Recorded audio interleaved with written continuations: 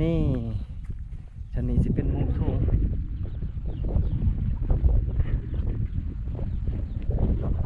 เป็นมุมสูงเพื่อเป็นจุดสูงสุดของบ้านแหละพี่น้องอยู่บนนี้นะเนาะหมู่บ้านที่ว่าพี่น้องเห็นใกล้ๆบนเดินว่าบ้านกอพี่น้องเดินว่าบ้านกอแล้วก็จุดสุดผู้พูดละแมนเป็นตัวเมืองของเมืองไทยสถานนะพี่น้องโอ้ไม่จ้องสุภาพแข็งแห้งอยู่เนาะสุภาพแข็งแห้งเนาะโอ้เอาลูกเอาหลานแข็งแห้งอยู่เลาะมาไอ้มีเลาะอ่ะแข็งแห้งโอ้นี่นี่เอาลูกเอาหลานยังแพ้อยู่ยังแรงอยู่ลูกหลานโคแรงอยู่นี่นะเนาะโคแรงอยู่มาเนาะไม่มีแ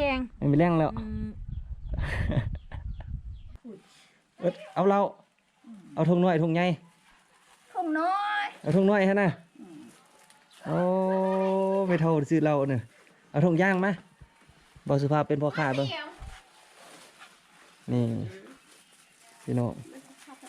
จับเลยทงนี่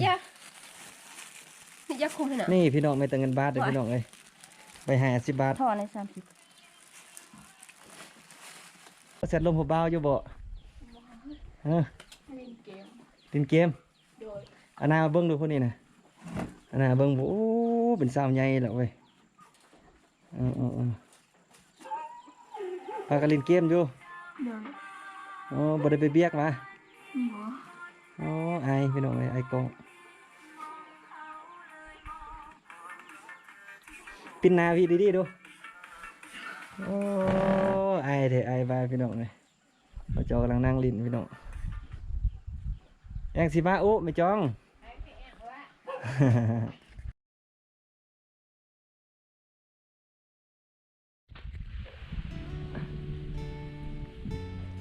อันนี้จะเป็นสภาพของบ้านนะพี่น้องเลยอันนี้จะเป็นจุดลม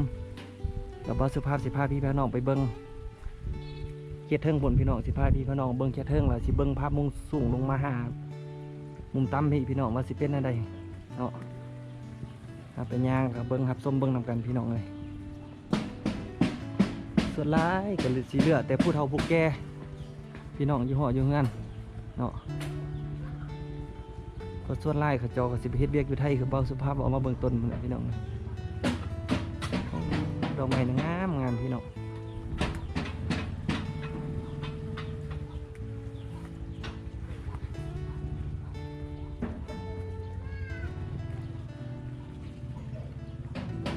เฮือนกับส่วนไร่ก็สิเป็นเฮือนบูฮันเป็นส่วนไงพี่น้องพอบ้านนี้เป็นบ้านสุดได้พี่น้องที่ว่าเป็นหมู่บ้านที่ห่างไกลพอสมควรเลยเนาะห่างไกลจากบ่อนผลิตปูนผลิตแห่ผลิตทรายพี่น้องก็อยากพัฒนาซาได้น้อยนึงเนาะ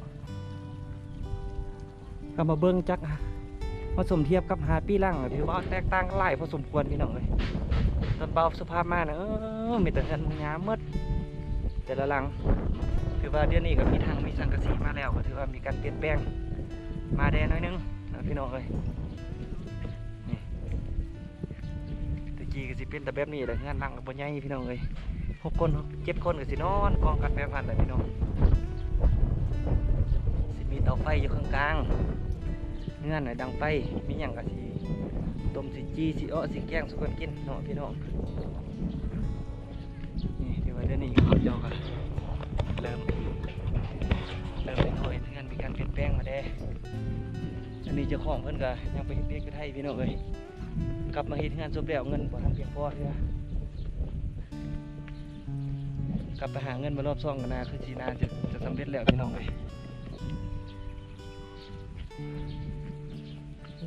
ย่างมานี่ก็เมื่อยลำบากพี่น้องนี่ดิมภาพมุมสูงเลยพี่น้องของหมู่บ้านนี่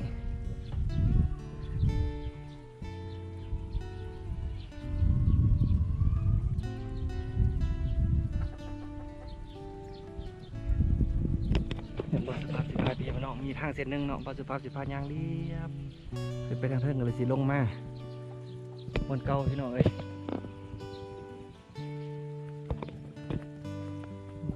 ลิปนี้พาพี่พาน้องมาเยี่ยมชมธรรมชาติเยี่ยมชมเงินสั้นบานซองแล้วก็วิถีชีวิตของชาวบ้าน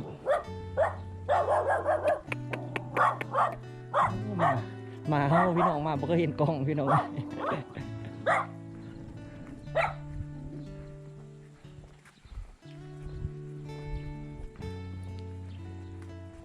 เมื่อบ้านนี่สิมีอยู่สองหันขาพี่น้องเลยสิมีอยู่จุดเทิงเลยก็อยู่จุดลมผลพี่น้องจุดเทิงนี่ก็สิประมาณนี้แหละพี่น้องเลยหันขาเบาสุภาพสิบได้พาเข้าไปเนาะพี่น้องมีแต่สีไทยให้พี่ให้น้องได้เบิ้ง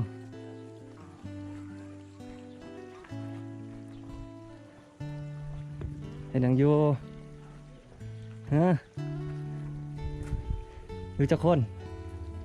อยู่คนเดียวขอรีวิวหันขาได้เด้อนี่พี่น้องก็สิบุมีอย่างไรหันขาก็สิมีขนมข้าวต้มสิมีเครื่องใส่ซอยในชีวิตประจำวัน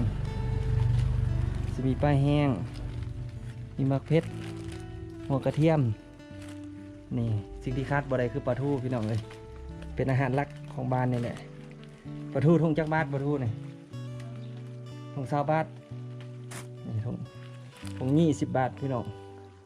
มีอยู่4ตัวทุกตัวละ5 บาทข้าวๆได้ไม่ยั่งเลยนะเราเป็นบ่เราทงหน่อยจักบาทเราทงหน่อยนี่10 บาททงใหญ่20 บาทนี่พี่น้องเอ้ยเราข้าวอยู่ลาวพี่น้อง20 บาทซ้ำสกินเด้อพี่น้องเลย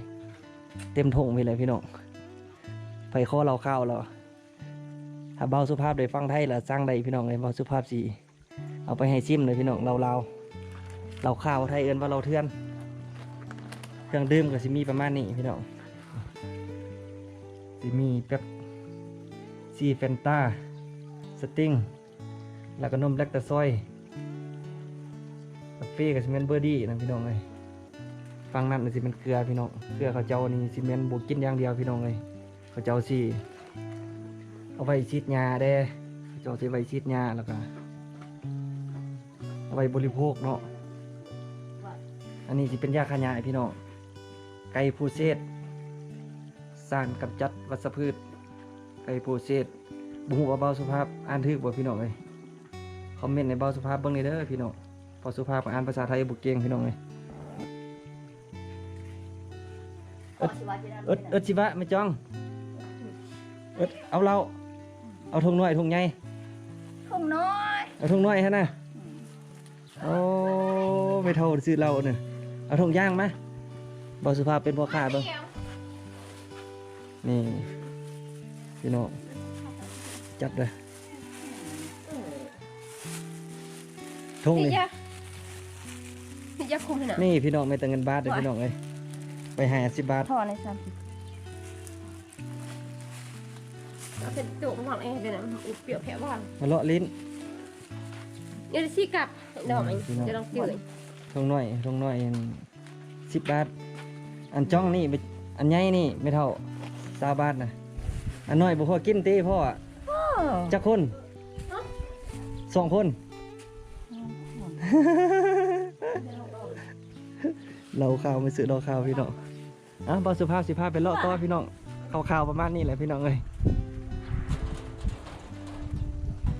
ถามหาเงินกีบเนี่ยผมมีเลยเนี่ยพี่น้องเลยบอสุภาพมีเงินกีบประมาณ50,000 กีบนี่แหละพี่น้องมานี่พี่น้องเลยเติมมันลดกับเกือบบ่พอพี่น้องเลยน้ำมันลดกับลิตรหนึ่ง30,000 กีบเหลือเงินอยู่20,000 กีบบอสุภาพปัจจุบันนี่ก็สิได้มาม่าประมาณ20,000 กีบสิได้มาม่าหรือว่ามีนี่ประมาณ4 ซองนี่แหละพี่น้องเบาสุภาพกินเทื่อละ2 ซองก็สิได้กลุ่มอยู่2 ครับ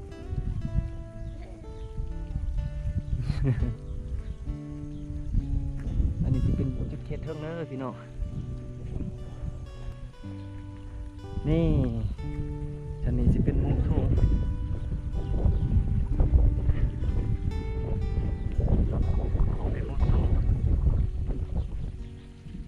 เป็นจุดสูงสุดของบ้านแหละพี่น้องว่านี่นะเนาะหมู่บ้านที่ว่าพี่น้องเห็นใกล้ๆผมเป็นว่าบ้านกอพี่น้องเป็นว่าบ้านกอ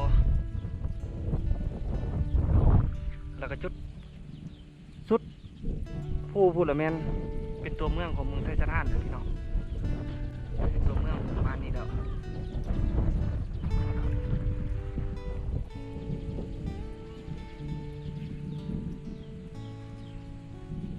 ประมาณนี้เด้อครับพี่น้องยางเลาะไปแบบนี้เลยพี่น้องเลยเห็นไผ่กับสิอูสิล่มไปเนาะตามสไตล์เบาสุภาพทำสารทุกข์สุขดิบพี่น้องเบาสุภาพเคยอยู่5 ปีเหมือนพี่น้องบ้านนี้มาลงชีวิตมาอยู่มากินแบบนี้แหละมาสอนเด็กน้อยเนาะพี่น้องเด็กน้อยประถม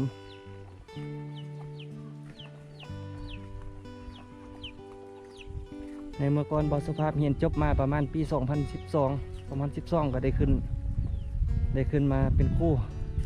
อาสาสอนอยู่เมืองนี้พี่น้องได้มาเมืองนี้ก็ถือว่าปัจจุบันนี้ก็ถือว่าปีนี้ปี2025แล้วต้นเติบแล้วพี่น้องเลยเป็น10 ปีกว่าปีแล้วถือว่ามาเบาสุภาพกับตะบิดกันบ่มีไฟฟ้าพี่น้องโทรศัพท์สีโทรหากันนี่ก็โอ้โทรหาพ่อหาแม่กันยากพี่น้องเอ้ยฮอดข่อยคำยำแรงมาก็ให้คิดฮอดหาบ้านปัจจุบันนี้ก็ถือว่าเบาสุภาพปรับตัวได้แล้วพี่น้องปรับตัวได้แล้วอยู่ได้ย้อนสภาพอากาศพี่น้องเลยสภาพอากาศของเมืองนี้ถือว่าเย็นตลอดปีพี่น้องเบิ่งแต่ภูเขาไปเลยพี่น้องเลยลมพัดเย็นสบายอยู่ได้ย้อนมาสภาพอากาศดีพี่น้องเย็นสบาย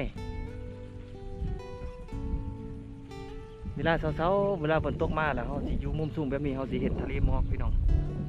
เบิ่งในเป็นตาออนซ่อนตื่นสอบมากินกาแฟแล้วโอ้ยชมวิวหรือว่าออนซ่อนไหลพี่น้องอยู่ใดย้อนแบบนี้แหละ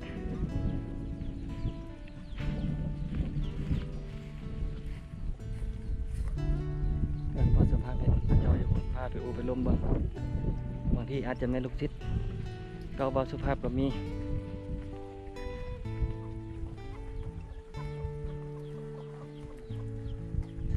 เฮ็ดยังอยู่ฮะเฮ็ดยังอยู่โอ้ไม่จ้องสุภาพแข็งแห้งอยู่เนาะสุภาพแข็งแห้งเนาะโอ้เอารูปเอาหลานแข็งแห้งอยู่เลาะมาไม่มีหรอกอ่ะ แข็งแห้งโอ้นี่ ไม่แข็ง นี่เอาลูกเอาหลานยังแพ้อยู่ยังแรงอยู่ อ้าวลูกหลาน โคแรงอยู่นี่นะเนาะโคแรงอยู่มาเนาะ ไม่มีแรง ไม่แรงแล้ว จิบ เจ็บอดแอดเท่าแก่แล้วเด้เนาะ เท่าแก่เลยอ่ะ เท่าแก่แล้วบ่คือแต่เก่าแล้ว ไม่คือจะเก่าไม่คือจะเด็กนุ่ม ไปให้ไปส่วนบ่ได้แล้วเนาะ โอ้ ไปได้จับไม่คนเท่าไปนำบ่เนาะโอ้เท่าแล้วเด้ให้ลุงให้หลานไปเอาเด้อให้ลุงให้หลานเฮ็ดเอา เฮ็ดคนอยู่คนบ้านนี่ เอาไปได้แหละ มาเลาะลิ้นมาเลาะน้ำลิ้นน้ำคูตุ้ย โอ้น้ำลิ้น ไปก่อนเด้อไม่จ้องแข็งแห้งเด้อ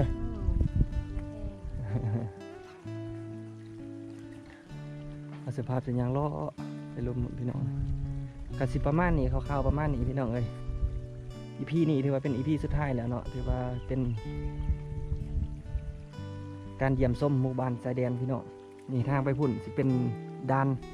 ที่ว่าเขาเจ้ายางลัดไปหาชายแดนเปียงซ้อพุ่นเลยพี่น้องหาหมู่บ้านเปียงซ้อพุ่นอันนี้สิเป็นทางรู้จักกับเจ้าสิขี่ไปพุ่นอันนี้สิเป็นทางลัดส่วนทางล่วงสิได้โค้งไปพุ่นพี่น้องทางก็สิไปจำชายแดนพุ่นเลยเขาเจ้าก็ได้ไปมาหาสู้กันอยู่พี่น้องเลยไปซื้อเครื่องอุปโภคบริโภคสิ่งที่จำเป็นนั่นแหละพี่น้องนับแต่เปียงนัวเกลือปลาทูเข้มเนาะเขาเจ้าสิได้ไปซื้ออยู่ฝั่งนั้นถือว่าหมดกำนี้แล้วเด้อพี่น้องสุดกำนี้แล้วกัดเลาะยำส้มหมู่บ้านชายแดนเนาะกสิบุมีอย่างไรเด้อพี่น้องคลิปนี้กสิขอลาพี่แล้วน้องบ่เพียงซ้ำนี้พี่น้องเอ้ยฝากกดไลค์กดแชร์กดติดตามให้เบาสุภาพได้พี่น้องเพื่อเป็นกำลังใจให้เบาสุภาพให้คลิปต่อไปพี่น้องเอ้ยสามารถคอมเมนต์มาได้พี่น้องสามารถคอมเมนต์มาได้ว่าอยากให้เบาสุภาพไปถ่ายหยังพี่น้องเอ้ยอยากไปใส่เนาะถ้ามีโอกาสเบาสุภาพก็อยากสิข้ามไปสายแดนเนาะเบาสุภาพจะไปเฮ็ดบัตรสปอร์ตก่อน พาสปอร์ตแล้วก็สีข้ามไปชายแดนสิไปหมู่บ้านปกหญ้าแล้วก็หมู่บ้านน้ำลีแล้วก็เวียงซ้อเนาะพี่น้องก็สุภาพสิได้ไปไทยให้พี่ให้น้องได้เบิ่งตอนนี้เบาสุภาพกำลังเรียนบัตรสปอร์ตอยู่พี่น้องเอ้ยบ่ทันได้เทื่อเนาะเบาสุภาพเฮ็ดแล้วเบาสุภาพสิพาไปรีวิวก็เป็นความฝันอีกอันนึงเนาะที่ว่าเบาสุภาพได้ตั้งมกตั้งใจไว้ว่าอยากไปฟังไทยอยากไปไทยอยู่ไทยหุ่นโอ้เป็นอะไรมาเบิ่งบ้านเมืองเขาเจาะกับบ้านเมืองเฮาเนาะมีความแตกต่างกันอะไรการบำรุงชีวิตเด้เนาะการอยู่การกินเขาเจาะเป็นอะไรเบาสุภาพก็อยากหูอยากเห็นคือกันนะพี่น้องเอ้ยคือคำสุภาษิตเพิ่นเว้าอะไรพี่น้องเอ้ยคันบ่ออกจากบ้านบ่เห็นด้านเห็นไกลคันบ่ไปหาเฮียนบ่ฮ้อนมีความรู้เนาะอ้าวก็สิขอลาพี่และน้องไว้เพียงส่ำนี้เด้อพี่น้องคลิปนี้ขอลาพี่และน้องไว้เพียงส่ำนี้พี่น้องคลิปหน้าพอกันใหม่ขอบใจ